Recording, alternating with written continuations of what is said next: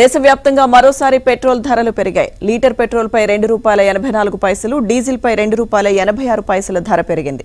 10 రోజుల్లో 4 సార్లు ఇంధన ధరలు పెరిగాయి.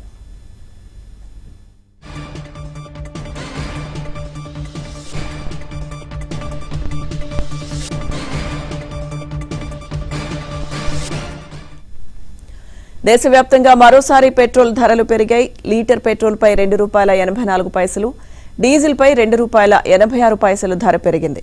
10 రోజుల్లో 4 సార్లు ఇంధన ధరలు పెరిగాయి.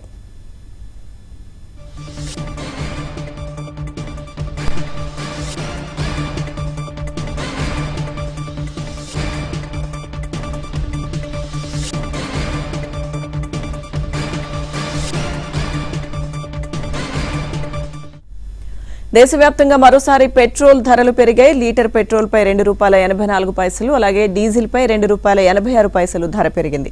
10 రోజుల్లో 4 సార్లు ఇంధన ధరలు పెరిగాయి. అప్డేట్స్ మా ఢిల్లీ బ్యూరో చీఫ్ కృష్ణ అందిస్తారు. కృష్ణ.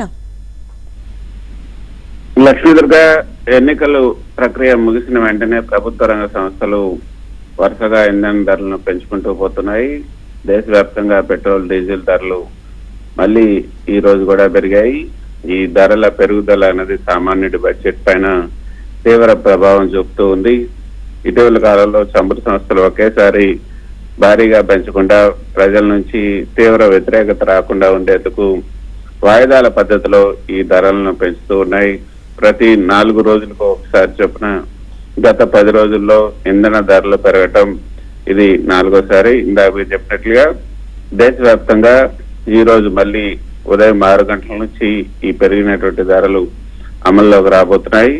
లీటర్ పెట్రోల్ పైన ₹2.84, డీజిల్ పైన ₹2.86 పెంచడం మనం చూసాం. సో మొత్తానికైతే గత 4 రోజులుగా గత 4 రోజులకు ఒకసారి చొప్పున 10 రోజుల్లో ఇంధన ధరలు పెరగటం అన్నది ఇది 4వసారి అని చెప్పొచ్చు. హైదరాబాద్ లో 113 నుంచి ₹115 వరకు లీటర్ కి, విజయవాడ తిరుపతిలో 114 నుంచి ₹115, ఢిల్లీలో అయితే ₹100 దాటింది. ముంబైలో కూడా ₹109 పైనే ఇప్పుడు ఈ పెట్రోల్ ధర పలుకుతుంది. రాష్ట్రాలు విధించే వ్యాట్ అదేవిధంగా రవాణా ఖర్చుల ఆధారంగా ఆయా రాష్ట్రాల్లో అదేవిధంగా కొన్ని జిల్లాల్లో కూడా ఈ ధర కొంత మార్పులు చేర్పులు కూడా ఉందనే చెప్పొచ్చు. మొత్తానికైతే చమురు మార్కెటింగ్ కంపెనీలను ఈ ధరలను ఈ స్థాయిలో పెంచడానికి ప్రధానంగా 3 కారణాలున్నాయి. ఎన్నికల తర్వాత ఈ ప్రైస్ కరెక్షన్ చేస్తున్నారు. గత కొన్ని నెలలుగా ఎన్నికల కారణంగా చమురు సంస్థలు అంతర్జాతీయంగా రేట్లు పెరిగినా కూడా దేశీయంగా ధరలను పెంచకుండా స్థిరంగా ఉంచాయి. దీనివల్ల కంపెనీలు లీటర్ పైన సుమారు ₹25 నుంచి ₹30 వరకు కూడా నష్టాలను భరించాల్సి వస్తుంది. ఇప్పుడు ఎన్నికలు ముగియటంతో ఈ నష్టాలను పూడ్చుకునేందుకు ధరలను క్రమంగా పెంచుతూ ఉన్నాయి. రెండో కారణం ఈ పశ్చిమాసియాలో అంతర్జాతీయ ఉద్రిక్తతలు కారణం అని చెప్పొచ్చు. ధరలు ఏదైతే ఈ అంతర్జాతీయ యుద్ధం కారణంగా ఈ అంతర్జాతీయ మార్కెట్ లో ముడి చమురు ధరలు బ్యారెల్ కి $100 పైనే స్థిరంగా కొనసాగుతున్నాయి.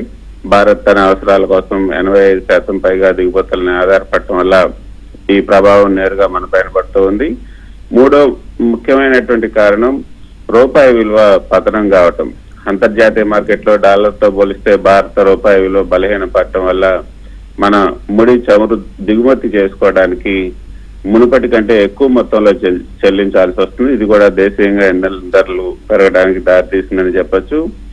ఇంకా లక్ష్మీదుర్గ ఈ ధరలు పెరగటం వల్ల సామాన్యుడి పైన డీజిల్ ధరలు పెరగటం వల్ల లారీలు, గూడ్స్ వాహనాల ధరలు, రవాణా ఛార్జీలు తక్షణమే పెరిగిపోతున్నాయి. రవాణా భారంతో మార్కెట్కి వచ్చే కూరగాయలు, పాలు, ఈ పప్పు ధాన్యాలు, ఇతర నిత్యావసర వస్తువుల ధరలు కూడా ఆటోమేటిక్ గా పెరుగుతున్నాయి. ఆఫీసులకు వ్యాపారాలకు వెళ్లే 2 వీలర్ కార్ల వినియోగదారుల నెలవారీ ఇంధన బడ్జెట్ కూడా 10% నుంచి 15% వరకు కూడా పెరిగే అవకాశం ఉంటుంది.